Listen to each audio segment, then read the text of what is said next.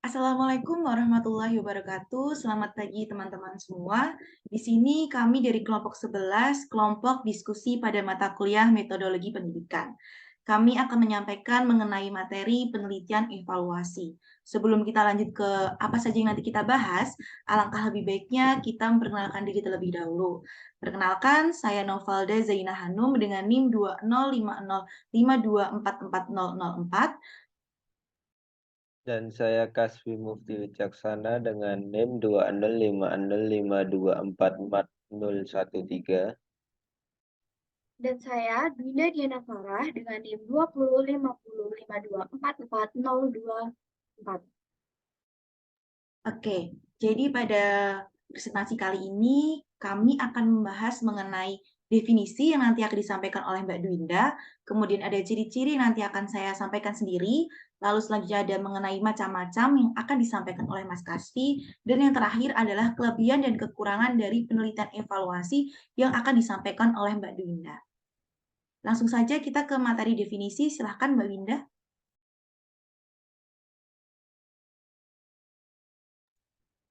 Oke, terima kasih Mbak Novalda.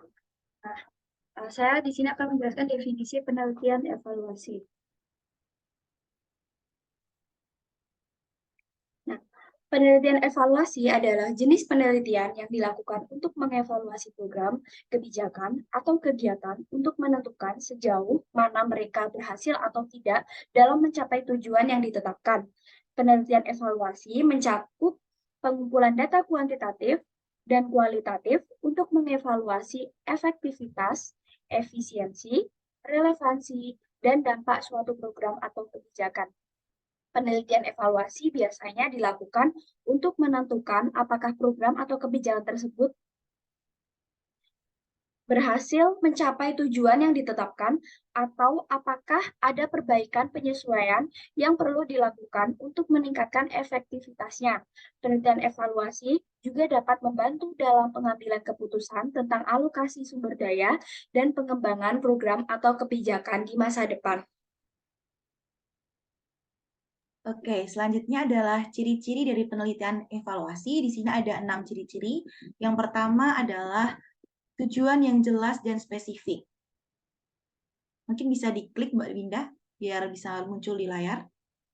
Oke, yang pertama tadi tujuan yang jelas dan spesifik. Apa sih yang dimaksud dengan tujuan yang jelas dan spesifik? Jadi pada penelitian evaluasi ini, tujuan harus terkait dengan program atau kebijakan yang dilakukan. Artinya, proses penelitian tidak menyimpang dari kaidah-kaidah yang berlaku bagi penelitian pada umumnya, seperti bisa menjawab pertanyaan, melibatkan alasan logis, argumen yang didukung oleh bukti, dan sebagainya. Contohnya, baru-baru ini di tahun 2023 kemarin, tepatnya di daerah NTT, ada kebijakan yang meminta bahwasanya siswa dan pendidik itu masuk pukul 5. Jadi nanti kalau di penelitian evaluasi, maka hal yang dievaluasi adalah kebijakan jam masuk sekolah pukul 5 di daerah kita. Apakah kebijakan ini berdampak bagi siswa? Dampaknya apa saja? Jadi tujuan dari penelitian evaluasi akan fokus kepada dampak dari penerapan kebijakan tersebut. Lalu yang kedua adalah pendekatan metodologi yang terstruktur. Artinya, penelitian evaluasi harus menggunakan pendekatan metodologi yang terstruktur untuk mengumpulkan dan menganalisis data secara sistematis. Yaitu yang dimaksud dengan sistematis adalah memandang program yang diteliti sebagai sebuah kesatuan. Jadi keseluruhannya saling berkaitan yang terdiri atas beberapa komponen atau unsur yang berkaitan satu sama lain. Selanjutnya Mbak Winda. Yang ketiga adalah pengumpulan data yang terkait dengan indikator kinerja. Penelitian evaluasi harus memiliki standar tertentu terkait kriteria atau tolak ukur yang digunakan sebagai perbandingan dalam menentukan kondisi real dari data yang didapatkan dan untuk mengambil kesimpulan. Penelitian evaluasi harus mengumpulkan data terkait dengan indikator kinerja yang telah ditetapkan sebelumnya untuk mengevaluasi keberhasilan program atau kebijakan. Indikator kinerja yang digunakan juga harus bisa diukur secara objektif, artinya tidak tercampur dengan pendapat pribadi dan tidak tercampur dengan opini atau pemahaman secara personal. Contohnya itu ketika tadi kita mengevaluasi terkait kebijakan masuk pukul 5 pagi, maka indikator kinerja yang bisa digunakan adalah persentase yang setuju dan yang tidak setuju dengan penerapan kebijakan tersebut. Selanjutnya nomor 4, poin keempat, yaitu fokus pada dampak dan perubahan. Penelitian evaluasi harus berfokus pada dampak dan perubahan yang terjadi sebagai hasil dari program atau kebijakan yang dievaluasi. Dampak dan perubahan ini harus terkait dengan tujuan program atau kebijakan.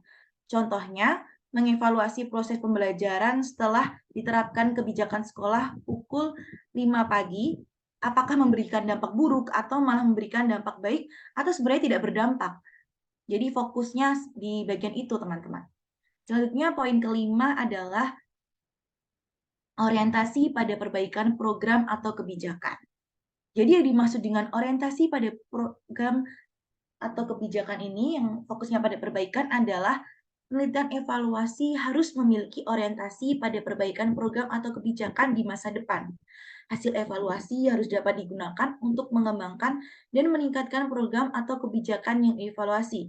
Contohnya kita masih menggunakan kasus di penerapan masuk sekolah pukul 5 pagi itu, kita setelah kita penelitian evaluasi, kita harus bisa menemukan satu bahasan, yaitu merekomendasikan penyediaan jemputan sekolah untuk mengurangi permasalahan transportasi umum jika siswa harus mulai sekolah pukul 5 pagi.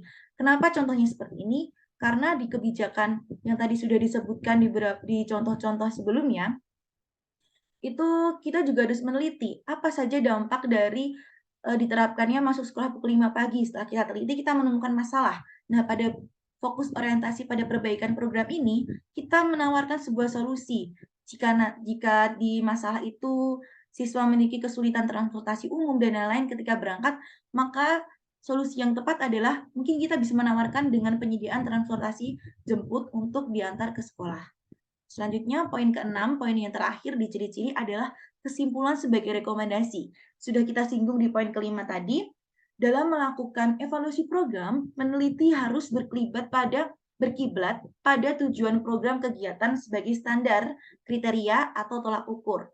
Selanjutnya, melalui hasil penelitian, harus dapat disusun rekomendasi secara rinci dan akurat, sehingga dapat dilakukan tindak lanjut secara tepat. Contohnya tadi di poin kelima, kita memberikan rekomendasi penyediaan jemputan sekolah. Maka di poin ke-6 ini, kita tidak hanya sebatas merekomendasikan, tapi kita juga harus memiliki rincian bagaimana nanti sistem penjemputannya, bagaimana dengan biayanya, bagaimana dengan penerapannya, atau bagaimana apa saja yang disiapkan ketika rekomendasi atau saran dari simpulan itu kita terapkan. Seperti itu, teman-teman. Selanjutnya kita akan membahas mengenai macam-macam penelitian evaluasi yang akan disampaikan oleh Mas Kasvi. Silakan kepada Mas Kasvi.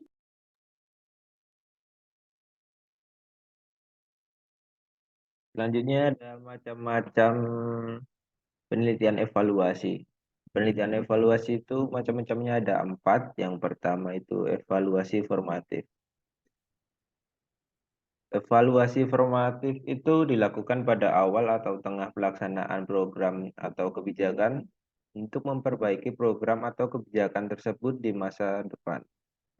Tujuannya, evaluasi formatif itu untuk memberikan umpan balik yang berguna bagi pengembangan program atau kebijakan, mengidentifikasi kelemahan dan kekuatan program atau kebijakan, serta memberikan rekomendasi untuk perbaikan. Selanjutnya, evaluasi sumatif. Evaluasi sumatif itu dilakukan pada akhir pelaksanaan program atau kebijakan untuk mengevaluasi keberhasilan program atau kebijakan tersebut. Tujuannya evaluasi sumatif itu adalah untuk mengukur keberhasilan program atau kebijakan, menilai efektivitas, efisiensi, dan dampak program atau kebijakan, serta memberikan umpan balik yang berguna bagi program atau kebijakan di masa depan. Selanjutnya,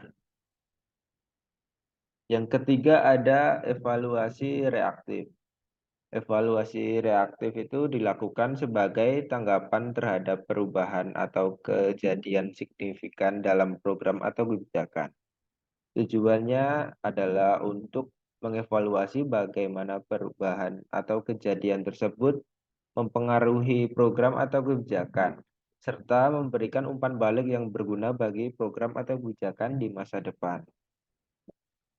Selanjutnya, poin 4, yaitu ada evaluasi responsif. Evaluasi responsif dilakukan sebagai tanggapan terhadap permintaan atau kebutuhan dari stakeholder atau pihak yang terkait dengan program atau kebijakan. Tujuan evaluasi responsif adalah untuk memberikan informasi yang dibutuhkan oleh stakeholder atau pihak yang terkait untuk membuat keputusan yang lebih baik terkait program atau kebijakan tersebut. Selanjutnya akan dibacakan oleh Winda.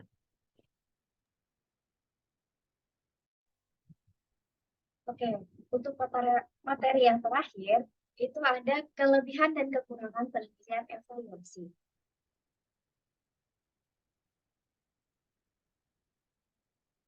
Nah, untuk kelebihan sendiri ini ada 5, yaitu yang pertama, memberikan umpan balik untuk pengembangan program atau kebijakan di masa depan.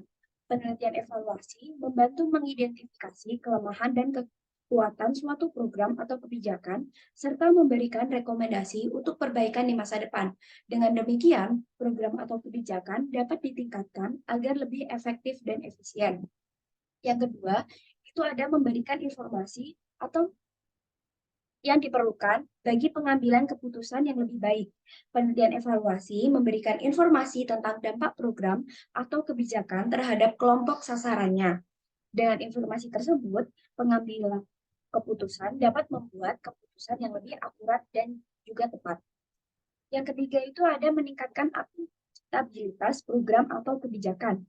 Evaluasi memberikan kesempatan bagi para pemangku kepentingan untuk memastikan bahwa program atau kebijakan bertanggung jawab atas hasil yang dicapai.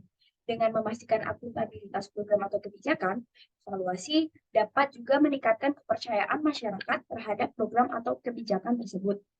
Yang keempat, itu ada meningkatkan transparansi program atau kebijakan. Evaluasi membuka akses terhadap informasi tentang program atau kebijakan, sehingga dapat meningkatkan transparansi dan akuntabilitas dalam pengambilan keputusan. Yang terakhir, yaitu menunjukkan keberhasilan. Evaluasi dapat membantu organisasi untuk menunjukkan keberhasilan program atau kegiatan mereka. Hal ini dapat digunakan untuk meningkatkan dukungan dan pendanaan dari publik atau pemangku kepentingan. Selanjutnya ada kekurangan penelitian evaluasi. Itu ada 5, yaitu yang pertama, memerlukan biaya yang tinggi. Penelitian evaluasi membutuhkan biaya yang cukup besar untuk memperoleh data dan melakukan analisisnya. Hal ini bisa menjadi kendala bagi organisasi atau pemerintah yang ingin melakukan evaluasi program atau kebijakan dengan anggaran terbatas. Yang kedua, itu membutuhkan waktu yang lama. Waktu yang lama ini maksudnya penelitian evaluasi membutuhkan waktu yang relatif lama untuk memperoleh data, melakukan analisis, dan menyusun laporan evaluasi.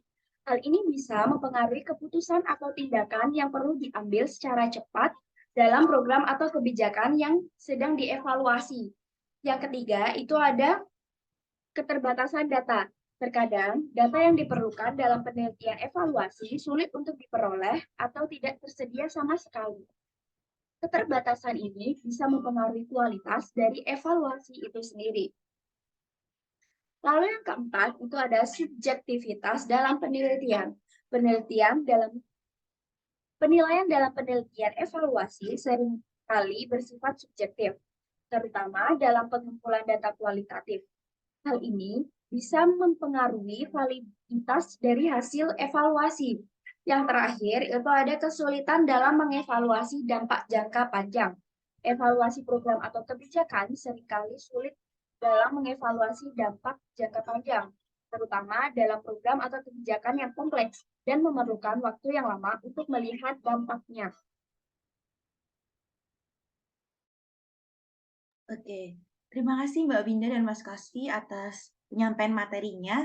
Jadi teman-teman itu tadi yang dapat kami sampaikan kaitannya dengan penelitian evaluasi. Tadi ada ciri-ciri, definisi, macam-macam, sampai dengan kekurangan dan kelebihan. Mungkin untuk nanti mungkin teman-teman yang memiliki materi atau memiliki pendapat lain mengenai materi yang tadi sudah kami sampaikan bisa disampaikan di pertemuan selanjutnya ketika kita bertemu secara tatap muka di kampus. Itu saja yang dapat disampaikan oleh kelompok 11 atas salah kata dan sikap. Kami mohon maaf. Semoga materi tadi bisa membantu kita dalam proses pembelajaran ini, terutama pada mata kuliah metodologi pendidikan. Saya izin untuk menutup forum diskusi ini ya. Terima kasih. Assalamualaikum warahmatullahi wabarakatuh.